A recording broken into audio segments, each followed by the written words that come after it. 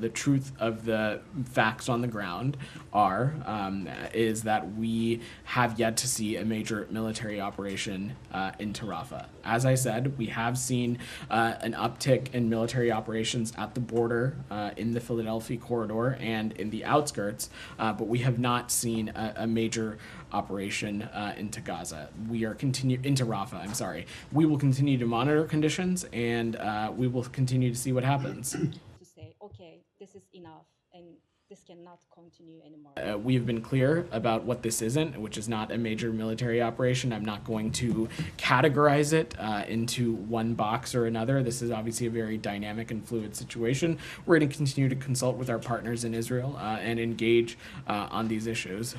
The way it's taking place now in Rafah.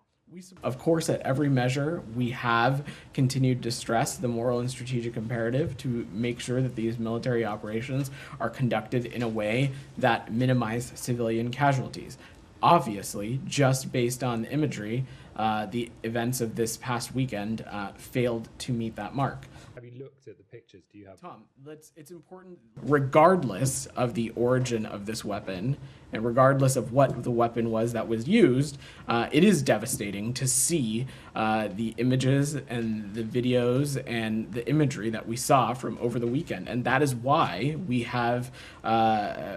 went to the Israelis as soon as we were made aware of this, about answers, about how this incident happened, why the level of civilian harm took place, even though it was not necessarily the intent.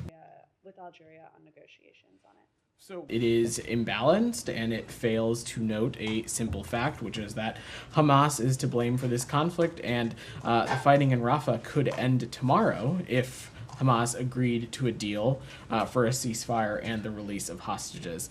It's important that the United Nations not erase Hamas's role from this conflict or ignore its repeated violations of international law. In having a series of issues and problems.